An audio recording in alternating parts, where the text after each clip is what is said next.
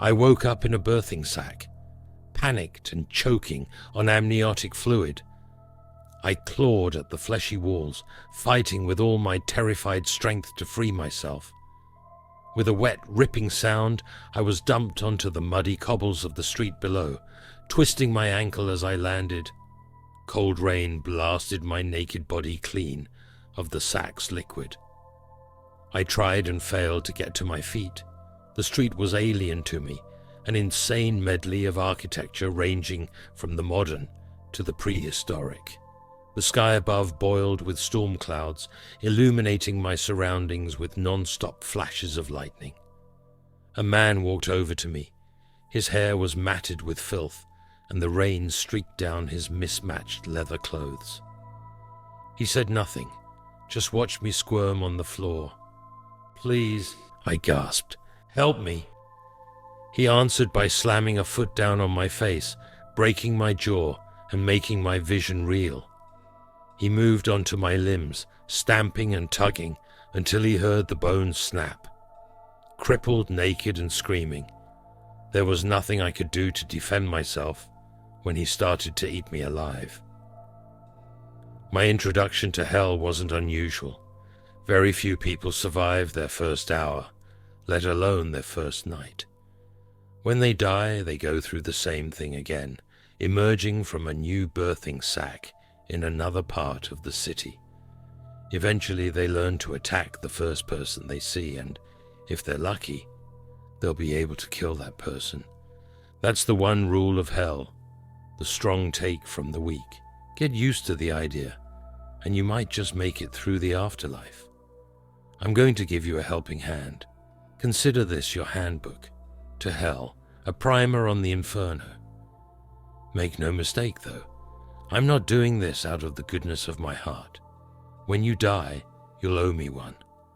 Don't worry about trying to find me. I guarantee we'll run into each other, eventually. Eternity is a long fucking time, so it's a matter of when rather than if. Do as I tell you, and you'll have a better chance than most of avoiding my own nasty introduction to the pit. Welcome to hell. Some people swear they saw a light at the end of the tunnel when they died.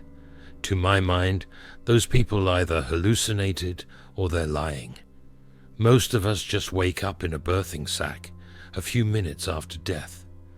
The buildings of hell are covered in the things, horrible, yellow-brown pimples growing out of the brick.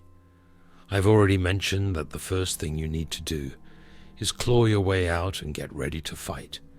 This is where the real bitch of the situation comes into play, since not everybody has the strength to break through their sack's flesh. You get the body you had just before you died, see? So let's say you were born a cripple, or maybe you died too young or too old. Tough shit. You're going to have a rough eternity drowning in birthing fluid over and over. If you manage to break free of your sack, don't waste time moping around, wondering what the fuck happened. Get on your feet and get ready to defend yourself. Chances are good that the first person who sees you will be hungry.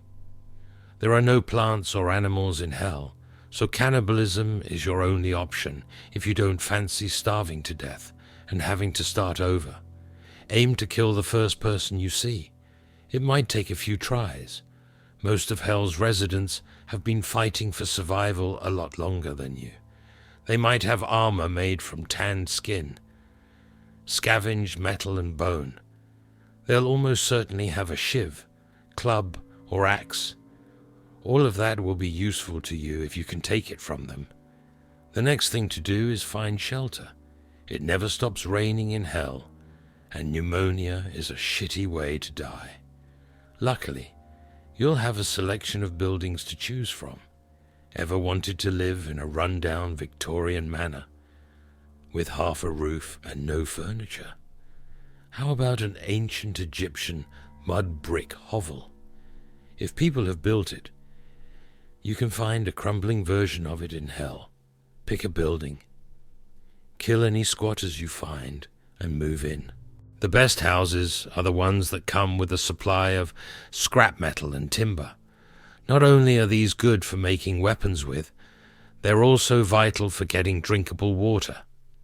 I learned the hard way that Hell's Rain is teeming with disease. It has to be boiled before it's safe, so getting a fire going and something to make a bowl with is a necessity. So we've killed our first man and found a home. Things are going well. Get that far and you're going to want to hang on to what you have forever. You won't. Something will kill you eventually, and you'll have to start over. My record is a year. If you want to beat that, you'll need to understand hell and its denizens, the damned. The people of hell can be grouped into two categories. The first, the fresh meat, are those who've just climbed out of a birthing sack. It's kill or be killed when it comes to fresh meat, always has been. The newly birthed want clothing and tools, and will kill to get hold of them. The second category, the residents, view fresh meat as a quick and easy supply of food, leather, and bone. Residents have an easier time of it for sure, and all of them will fight to retain their resident status for as long as they can. Make no mistake though, residents victimize each other just as much as they prey on the fresh meat. If you're a woman, for instance, well, you better get over any hang-ups you have about rape. Women get raped in hell far more than men. It's just a fact. If you're not one of those bodybuilders or warrior women, do the smart thing and prostitute yourself for protection. Self-respect doesn't keep you breathing. Remember how you get the body you had just before you died. Well, that fact forms the core of hell's society. The truth of the matter is that throughout history, it's usually been men who die in battle. That means that in hell, there are a lot of men with young, strong bodies fit for war. Don't like it? Tough. Those are the guys who call the shots. If you can't fight them, you better do as they tell you. If you live long enough and fight well enough, you might get invited into one of the resident tribes. These are groups of people who band together for the sake of safety in numbers. Believe me, being part of a group makes things a lot easier in hell. However, keep in mind that you're only part of the tribe for as long as you're a resident. Get yourself killed, and it's back to being fresh meat. Tribes offer the closest thing to civilized society you'll find in hell. If you're part of a tribe, you have people on your side who probably won't kill you unless shit gets rough. Doesn't sound like much, but that's about as good as it gets. My own survival record was thanks to getting into a tribe. Life was good for a while there. We had about 50 soldiers and plenty of girls to fuck. Nobody could touch us, and the men abided by an honor code, so the usual fear of being stabbed in the back by your friends wasn't too much of an issue. I could have spent my eternity in reasonable comfort, but hell has ways of fucking over a good thing. Human flesh and boiled rainwater doesn't exactly make for a balanced diet, and sooner or later, even the strongest resident dies of malnutrition. I did well to last a year on it, though the last few months were agony. If I believed in God, I'd swear he designed hell in such a way that nobody stays on top of the food chain for long. The city and the wasteland. Most of the damned live in Dis, the city of hell. That's where all the fresh meat is born, and considering the size of the place, coupled with the short life expectancy, a lot of people will spend eternity without ever setting foot outside of Dis. Take my advice, do not leave the city. Things are rough on the streets, that's true, but trust me when I say it gets a whole lot worse. If you try to leave, Dis is surrounded by a wasteland called Gehenna. At first glance, it doesn't look like much, just an empty expanse of grey stretching out into infinity. Sometimes the damned lose that fire in the belly, the will to survive, and set off wandering into Gehenna. Most of them never come back. I made the walk myself once, a long time ago. I don't care how hard you think you are. Spend enough time in hell, and it starts to break you down. I'm not going to sit here and tell you that I'm a good person who never deserved this. Nobody can say that and not be a liar. I'm not evil, though. Or rather, I wasn't. Not until I got to hell. You murder, rape, and torture because you know they do the same to you. You're murdered, raped, and tortured because they know you'll do the same to them. Give it long enough, and you just don't want to face it anymore. That's when you take the walk into Gehenna. The first couple of miles I walked were nothing special. The rain stopped after a while, the sludge beneath my feet giving way to grey ash, and I caught my first glimpse of hell's sky beyond the clouds. It was a flat grey with a white sun, completely devoid of beauty or warmth. I trudged on while walking through Gehenna. I lost any urge to eat, drink, or sleep. My body started to waste away, but I didn't care. Even when my skin started to peel away and my bones were exposed, I didn't care.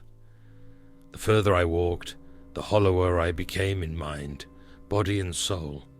I don't know what would have happened if I'd kept going. Frankly, I don't want to know. Some part of me still wanted to live, so I turned back. I'd walked for days, maybe weeks. Yet when I turned around, Dis was only a few steps away. I stepped back into the city, and my body finally fell apart. When I emerged from my birthing sack, I swore never to step foot into Gehenna again. Escaping from hell. There are ways to leave hell. That should be obvious. Otherwise, I wouldn't be talking to you, would I? Sometimes the living get it into their heads that they want to talk with the dead. They get their crystals, incense, and spirit boards in the hopes of reaching their loved ones. Most do nothing more than trick themselves into thinking they've made contact. They smile or cry, convinced their beloved granny is playing the harp on a cloud somewhere before getting on with their lives. A few have the skill to actually reach us, though. They can open a gate between hell and the world of the living that we perceive as a pillar of fire stretching down from the clouds. As soon as one of those pillars shows up, the damned scramble to be the first to get to it. You haven't seen the true nature of man until you've watched thousands of the damned swarming over each other, kicking, biting and clawing to be the one who escapes. Contacting the dead always results in a bloodbath. Even the most civilized tribes fall apart the instant it becomes clear that only one of them can leave. I've left hell twice now, left my body behind, and ridden that pillar of fire up into the clouds. Some people believe that you can be possessed by demons. Let me tell you something. Demons aren't real. What the living see as demonic possession is just one of the damned testing out their new body. Let's face it, if you've fought your way through hell to get back to the world of the living, you're not going to be on your best behavior for long. Sooner or later, we take things too far. Our host dies or their family cave and recruit an exorcist. Then we're fresh out of the birthing sack and on the streets again. I'm going to go now. When you get to hell, remember my advice, and that you owe me one. Maybe we can form a tribe someday. For the time being, though, I want to see what my new body can do. By now you should have a good idea of what you can expect from hell. You know to kill the first person you see when you fight your way out of a birthing sack. You know to find clothing, tools, and shelter. You know that no matter what you do, how well you do, someday it's back to being fresh meat. Dis is the biggest city you can imagine. Tribes fight and die for territory, and taking a wrong turn is a fucking death sentence. You'll get a feel for where you should and shouldn't go eventually.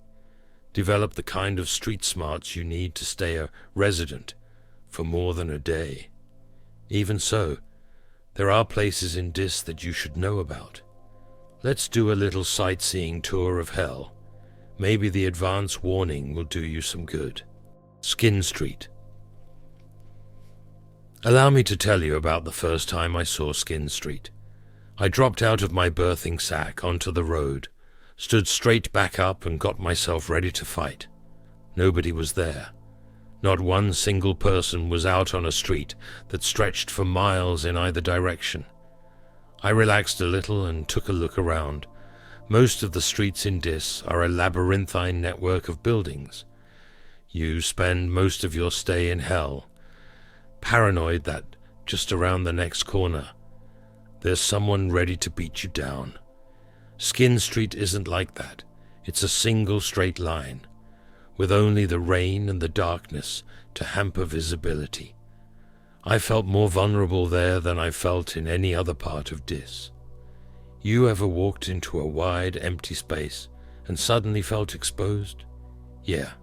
Imagine also being naked, unarmed, and in hell. Still, I knew what I was supposed to do. The first step was to find some clothing. That's where I learned how Skin Street got its name. Every building, every busted street light and gas lamp was decorated with flayed skin. I'd been in hell long enough by that point to not be too freaked out, but I'd be lying if I said it didn't affect me. In a fucked up kind of way, it reminded me of Christmas, you know. People hanging wreaths and lights from their houses, that sort of thing. I remembered the time I'd spent with my family, with my kids on Christmas morning. Feelings like that get you killed. I pushed them back down and pulled some scraps from the nearest building. If somebody was going to leave clothing material lying about, I may as well take it, right? I didn't know it at the time, but every step I took on Skin Street was being watched. When the attack came, I didn't even get a glimpse of the guy. Bang! My skull fractured from an expert swing of a club. Whoever hit me went for my eyes the second I hit the floor, stuck his fingers right into my sockets. I was blind and crying like a baby when he started to peel away my skin. Here's the thing. Some people are fucked up even by hell's standards. The loners, serial killers, stalkers and psychos all make their way to Skin Street in the end. Most of the damned use the whole body of a kill, but the Skin Street people like to take trophies. They leave their ornaments out as bait for the ignorant, skulking in the shadows and waiting for the best moment to ambush. If you find yourself on Skin Street, you're going to have to think fast. Forget clothing, just grab a rock, piece of wood or anything else you can use as a weapon. Stay out of the shadows, keep checking behind you and get out of there as quickly as you can. Pedition Farms. You're going to be chased in hell, that's unavoidable. At some point, you'll stumble into somebody bigger than you, or you'll find yourself outnumbered. Forget about a fair fight. If somebody can take you down without you fighting back, you bet that's what they'll do. It's easy to lose focus when you're running for your life. You can forget to pay attention to your surroundings. That, my friend, is a big mistake. The outskirts of Pedition Farms are littered with billboards. They promise free food and safety to anybody fucking stupid enough to believe them. The tribes that fight over that particular territory like to herd people off the streets and into the industrial complex they call home. The good news is that those tribes won't kill you. The bad news is that they're big fans of taking people alive. They've got a project, you see. Been working on it for as long as I can remember. I couldn't tell you who originally decided that hell should have organized food production, only that the idea stuck, and that over the years, countless tribes have taken it upon themselves to try and make that dream a reality. Get yourself captured by them, and you can look forward to a bit of slave labor. For the most part, The Pedition Farms tribes try to make use of the birthing pods as a source of food. They force their slaves to harvest them from the walls, grind them up in industrial vats, mix them with blood, body parts, rainwater, and anything else that could conceivably make a broth. The life of a slave is short, brutal, and disgusting, particularly when those slaves are then used as guinea pigs for the latest concoction.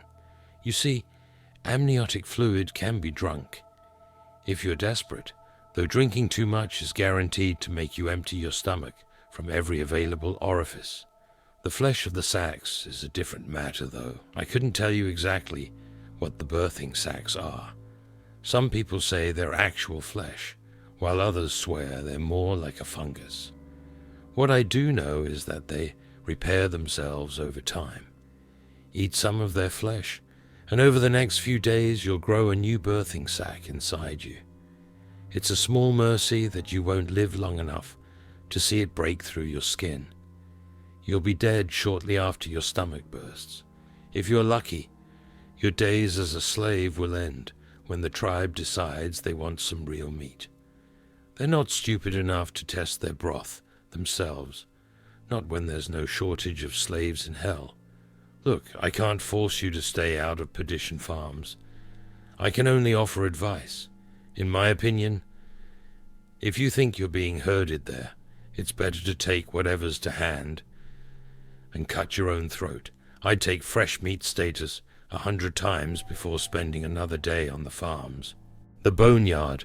So maybe you're thinking to yourself, hey, I'm the kind of nutjob who'd join a cult. Is there anything in hell for me? If that sounds like you, the boneyard has you covered. You see, there's a certain kind of religious fanatic who really does belong in hell.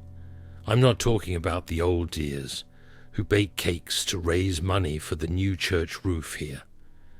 I'm talking about the guys who went to war because God commanded it, who burned women for supposedly consorting with demons, and who saw nothing wrong with fucking the odd kid. When those people get to hell, they're too thick-headed to make sense of what happened. Why face reality when you can pretend it's all just a test of faith? They find like-minded folk in the boneyard. I'm told that at one time the boneyard was a cathedral surrounded by a cemetery that stretched from horizon to horizon. Maybe that's true. I don't know. These days it's a shanty town of temples and churches built from materials scavenged from the streets. Everywhere you look, you'll find wild-eyed zealots preaching their own twisted version of redemption and gangs of masked men on the prowl. For fresh converts, mortification of the flesh is the main pastime in the boneyard. If you listen to the cacophony of sermons, you'll be informed of how the flesh is wicked and must be purged of sin. How lucky we are to be given such a holy duty. How fortunate to be given the opportunity to redeem ourselves before God. The people of the boneyard have had a long time and plenty of fucking practice when it comes to mastering torture and degradation.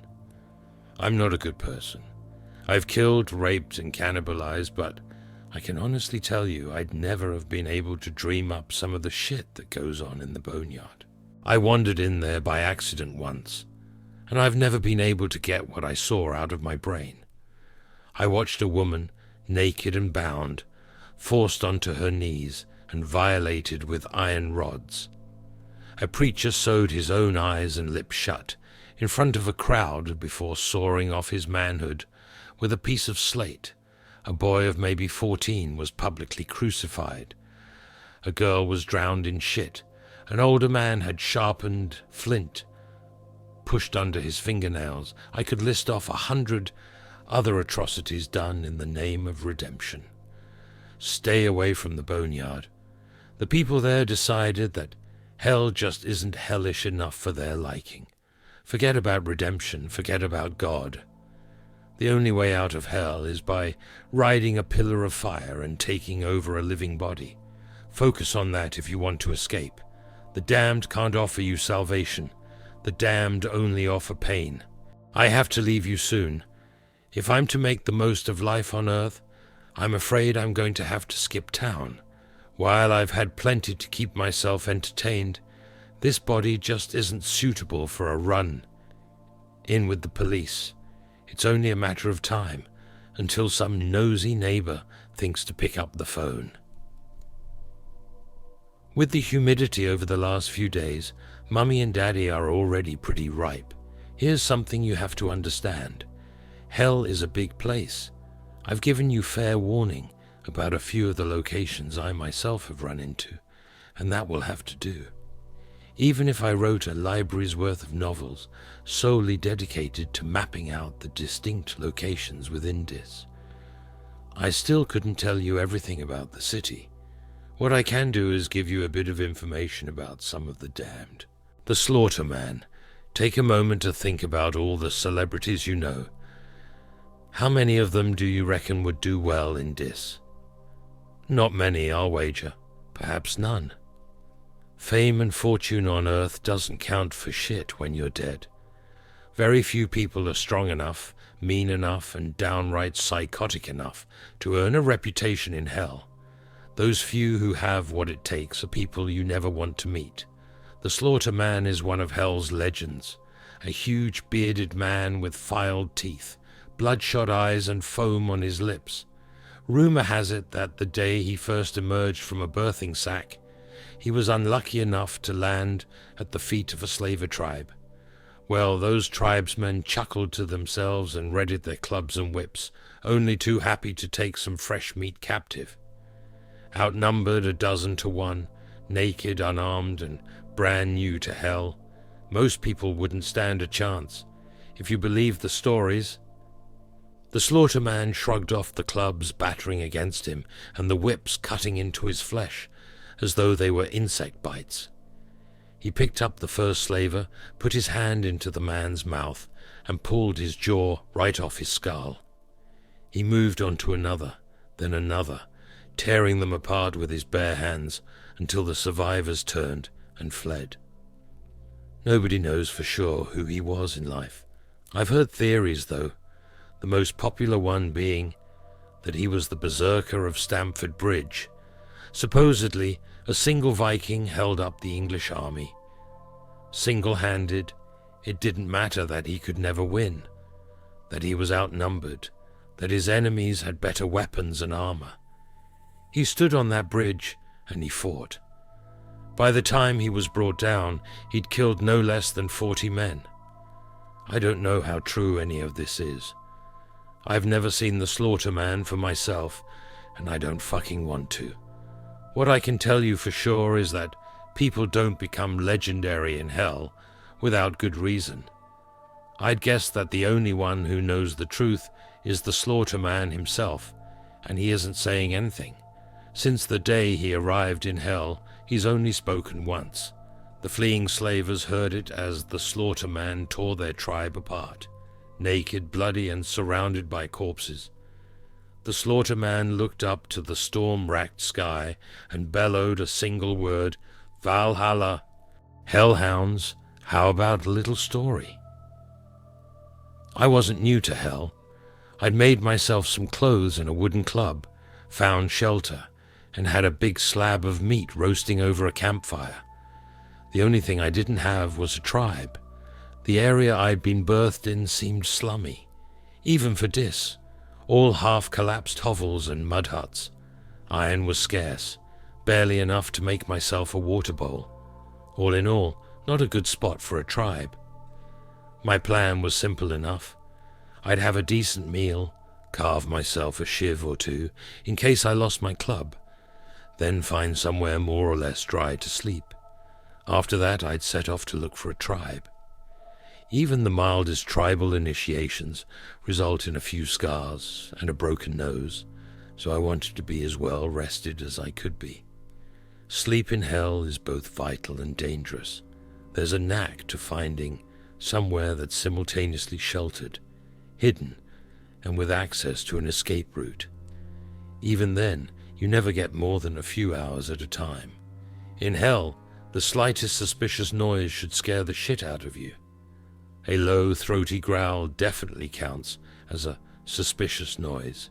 I leapt out of my impromptu nest of skins and wood, raised my club, and returned the growl with one of my own. A woman had crept into my building and was staring at me with dilated pupils. She looked to be in a bad way, skinny, naked, and covered in weeping sores. Her lips peeled back to reveal broken and jagged teeth. It took me all of a second to size her up. She'd been living rough for days or weeks. Judging from her protruding ribs and bloated stomach, she was well on her way to dying of starvation. So she was weak, hungry, and didn't even have a weapon. "I've already eaten," I said, relaxing a little and giving my club a few practice swings. "No sense in letting you go to waste, though." I took a step towards her and she bolted, just turned right around and scampered away in a strange animal gait. I took off after her, certain that I could outpace her. Even if there wasn't much meat on her, bones can still be useful. I chased her through a few streets, struggling to keep my footing on the muddy ground. When I finally got close enough to swing my club, she stopped dead. The suddenness of it caught me off guard, and I tripped over her, losing my club as I fell. She howled in triumph, a sound that was echoed by a dozen other throats. That day, I learned two things about the hellhounds: the people who lose their minds and become little more than beasts after enduring centuries in hell. Firstly, they have the necessary animal cunning to hunt as a pack. Secondly, human teeth and fingernails are perfectly capable of ripping flesh from the bone. The surgeons. Modern doctors rarely thrive in hell. Academia and reliance on technology don't leave you in the best state to endure the endless violence and brutality. There are exceptions, though. The people who learn to sew their friends back together amid the machine gun fire of the Somme. Shamans, witch doctors, and holy men who endured famine and warfare. Survivalists who knew how to cauterize their own wounds in the middle of a forest. Those are some of the people who might just be strong enough to ply their trade to the damned. After all, working knowledge of basic medicine is just one of those things that's beyond a lot of the meatheads roaming dis. Most of hell's surgeons find a tribe as soon as they're able. Their tools might be crude, but they soon learn to make do. Flint, slate, and shards of glass serve as their scalpels. They make thread from human hair and needles from slivers of iron. Whenever a member of the tribe has an infected sore, a surgeon will be the one to drain the pus. A tribal surgeon could well save your life, but they'll do it without anesthetic. Then there are the freelance surgeons, the people who try to go it alone. They make themselves a uniform, the theory being that the damned will recognize them if they all look alike. It doesn't really work, but then you can't expect much logic from people who've lost count of how many times they've died. For one thing, fashions change over time. I'm told that freelancers wore headdresses and bone necklaces at one point. The current trend is to mimic Venetian plague doctors by donning a beaked mask and wearing a long coat of fire-blackened skin. Freelancers are rare, very rare in fact. You'll see thousands of the damned for every freelance surgeon when you do come across one, be fucking careful.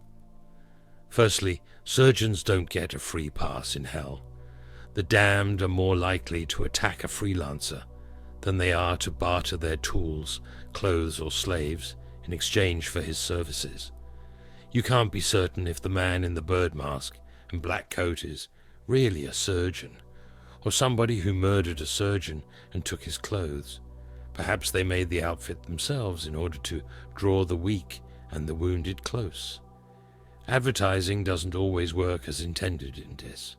If the freelancer turns out to be genuine, that doesn't give you an excuse to drop your guard. Freelance surgeons aren't usually the most stable people. Put another way, freelancers are usually sadistic fucking psychopaths. Sure, they might stitch you back together and send you on your way. They might also decide it would be more interesting if they stitched you to somebody else.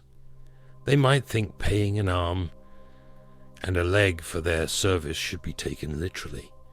They might turn out to be some wannabe serial killer who's yet to find their way to Skin Street.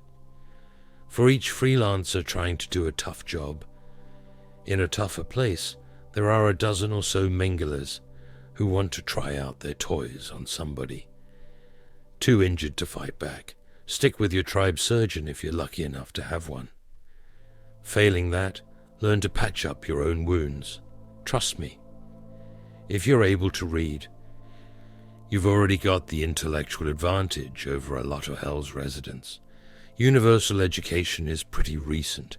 Freelancers aren't worth the risk. Cambians. I'll be honest with you here.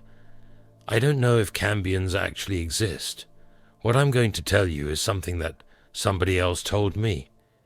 It's up to you to decide if it's true or not. Personally, I really fucking hope it isn't. People rape one another in hell. It happens a lot. If you're not strong enough, it'll happen a lot to you. The good news for the ladies out there is that damned men fire blanks. You'll almost never be impregnated. I say almost never, because if you believe the stories, there's an incredibly slim chance that a couple of those little swimmers will be awake and looking for an egg. Just to put this in perspective, we're talking conjoined twins, levels of unlikeliness here, and that's just conception. The chances of a pregnant woman surviving the full 9 months in hell are probably conjoined triplets levels of unlikely. You're talking about a perfect storm of beating the odds here. But this is eternity. A monkey randomly mashing keys on a typewriter will eventually produce the complete works of Shakespeare, if it goes at it for eternity. The result of that perfect storm of those monkeys with their typewriters is a Cambian, a child conceived and born in hell. I'm not saying they exist, okay? I'm saying I've met somebody who swears it's true and that he's seen a Cambian for himself. You see babies in their birthing sacks from time to time. Usually it's just a body. Occasionally you see one drowning. Most of the damned ignore them. They wouldn't survive a day on the streets even if you could afford to devote your full attention to them. Better to leave them be. It's only the really fucked up people who cut through the sacks and... Yeah, I'm not going to finish that thought. I'm getting sidetracked. So, this Cambian, who may or may not have existed, apparently looked like a normal child. It cried, it shit, and it sucked its mother's tits, just like a regular baby would. The mother was part of a tribe, and they'd been able to protect her throughout her pregnancy. Couldn't tell you why. Curiosity, perhaps. When it was born, the whole tribe gathered around to have a look. Among them was the man who told me this story, somebody I'd meet years later and eventually kill. This man cut the baby's cord and lifted it up to his face. Every man in the tribe had raped the mother at one point or another, and he wanted to see if the child looked anything like him. The Cambian looked like a normal child in every way but one. Its eyes were dead, lifeless, like a doll's. Sure, the kid was alive. It wriggled and cried like a normal baby. Those eyes were wide open, though, not scrunched closed like a newborn's eyes should be. Wide open, empty, doll's eyes. If that story is true, I don't blame the tribe for killing the child. Something like that shouldn't exist. Right, I'm done. I have to go. This is the point where people like to have things nicely tied up. A few dragons slain, a few maidens saved. At the very least, you could expect some kind of moral lesson to think over. I think that, in this case, that sort of thing is missing the point. There are no dragons to slay, no morals to learn. We do not live happily ever after. There's no grand revelation, no clever twist, no purpose, no redemption, no hope. There's only eternity among our own kind. The last body I had in the living world didn't cope too well with my mind driving it. It's sometimes hard to remember that the lessons you learn in hell aren't a good fit for the civilized world. When murder is just a normal part of existence, you tend to keep doing it out of habit. The inevitable result is either death or exorcism, and a trip back to the city of Dis. Safe to say, I got a bit carried away the last time I was here. After my last taste of freedom, I knew that I had to get back out of Dis.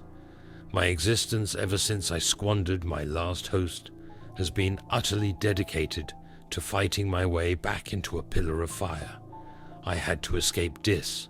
After what I've seen, I had to escape. This new body seems a little more durable than the last one. Now that I'm back, shall we take another trip into hell? Phlegethon Swamp.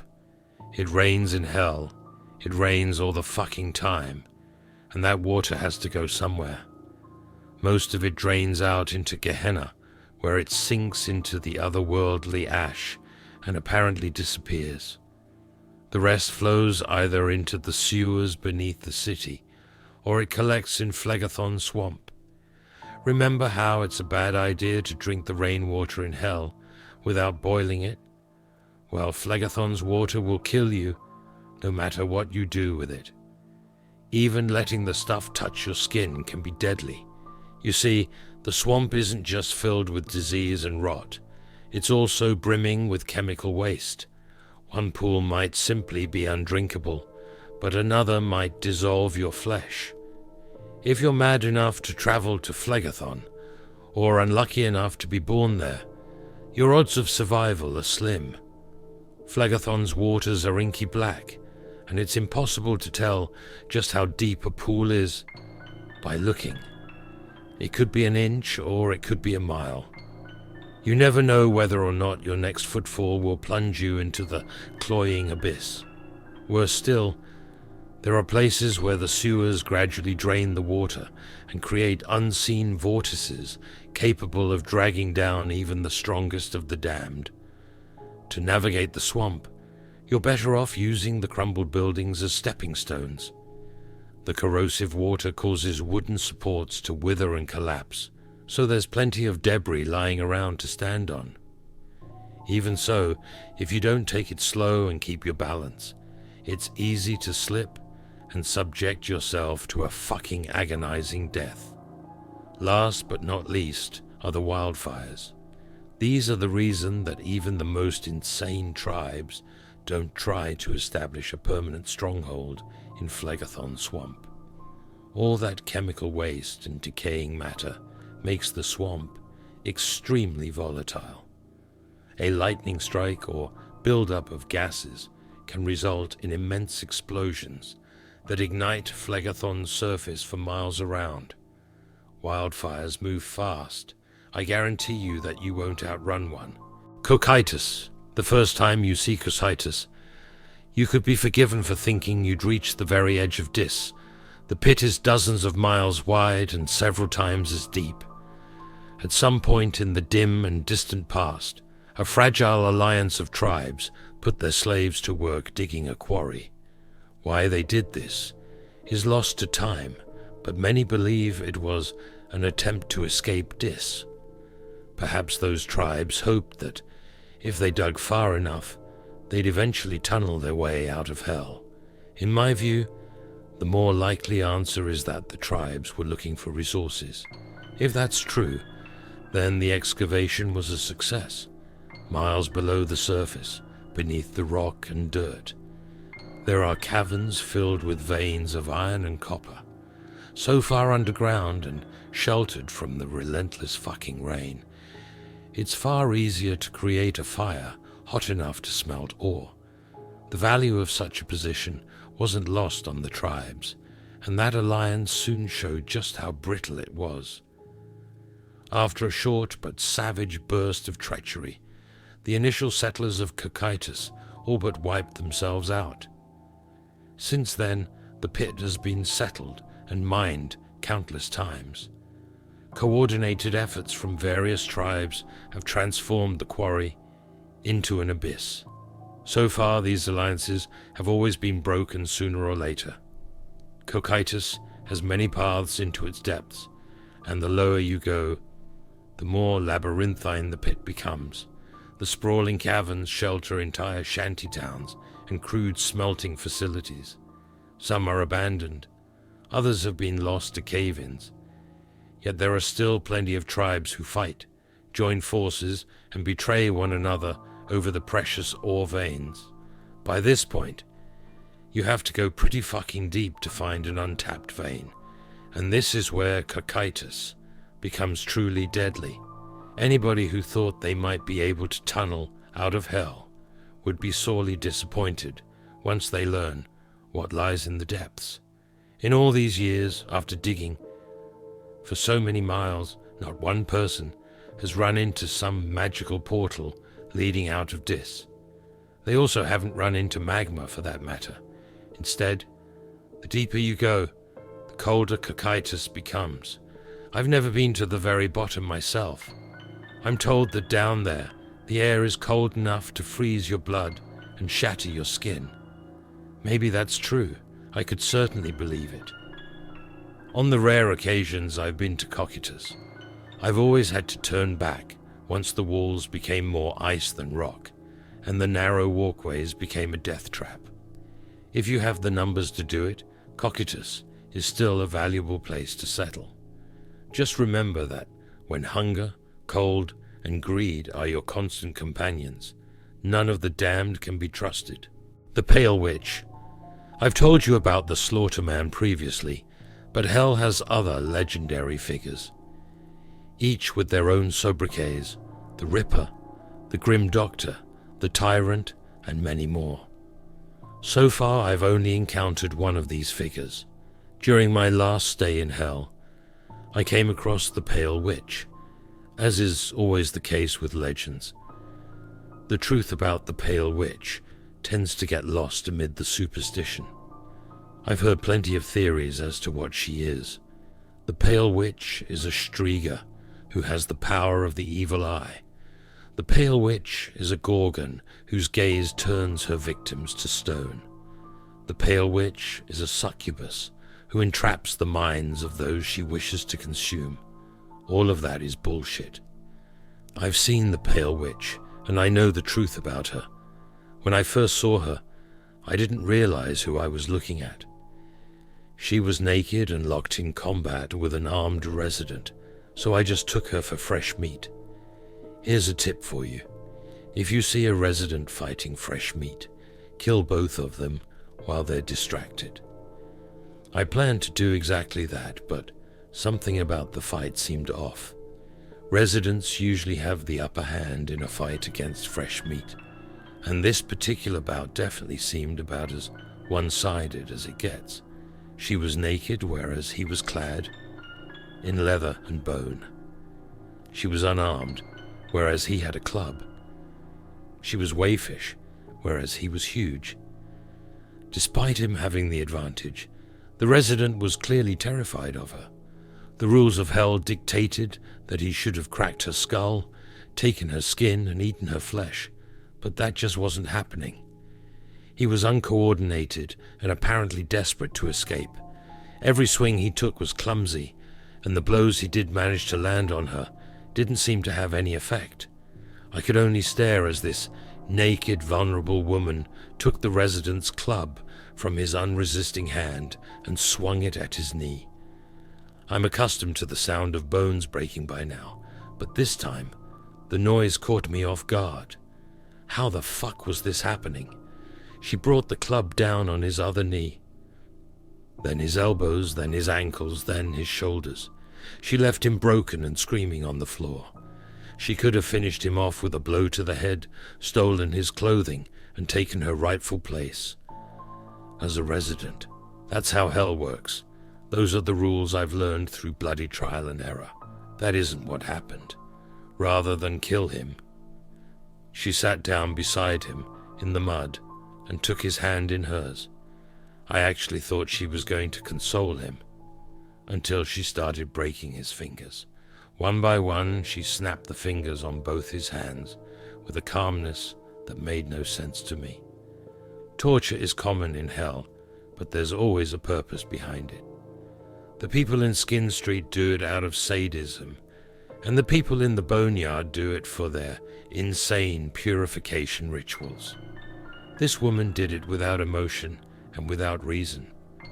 I honestly don't know if she even understood that she was hurting him. I don't think her mind works the same way as ours. Eventually, the resident lost consciousness. A man can only take so much pain before the shock gets him. Surely now she'd be satisfied. Surely she'd take his clothes and restore hell's order. No. She stood up, tilted her head slightly, and uttered a noise for the first time. It wasn't a victory cry, nor was it even a sigh of relief. Instead, the sound she made was nothing more than a faintly bemused It was as if she couldn't comprehend why her plaything had stopped moving. She stood up and stepped away from him, apparently content to leave him alive, unconscious and crippled on the ground. She kept his club but didn't take his clothing. The cold and rain didn't seem to bother her. Then she looked at me. In that instant, I knew I was looking at the pale witch. I looked into her eyes and I couldn't fucking move. I understood what she was straight away, and the sheer terror of it froze me. The pale witch isn't a Striga. She isn't a Gorgon, and she isn't a succubus. The pale witch is a Cambian. It's hard to put into words exactly how paralyzing the sight of a Cambian is. That perfectly serene face and those dead, staring eyes just don't belong on a body that's otherwise human. It was like looking into the face of a mannequin and knowing that it's looking back at you. That noise again, that kind of detached curiosity shouldn't exist in the world of predator and prey. Might makes right, survival of the fittest. Nobody in the city of Dis has any right to make that noise. She took an awkward step towards me, and I saw that her right leg was broken. It seemed that her fight with the resident had injured her after all. She just didn't notice it. She tried to walk normally, completely unaware that one of her legs had an extra joint. I don't care how tough you are. Nobody should be able to put their full weight onto a broken leg without even wincing. She stepped closer, her zombie shuffle steadily closing the gap between us as I stared at her. She raised her club, and my survival instincts finally kicked into gear. Her transfixing spell broke just enough for me to stumble backwards and avoid her swing. I ran. I ran from a woman with a broken leg, and I'm not even ashamed of it. Looking back on my experience, there are some things I just can't comprehend. The Pale Witch is a Cambian, I'm certain of it.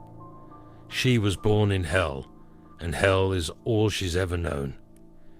She also looked to be about 30 years old. That just shouldn't be possible. No baby survives long in Dis, even if they had a tribe to protect them. There just isn't enough nourishment for an infant to grow into a toddler, let alone an adult. The Pale Witch is a walking impossibility. Her existence is a defiance of all reason.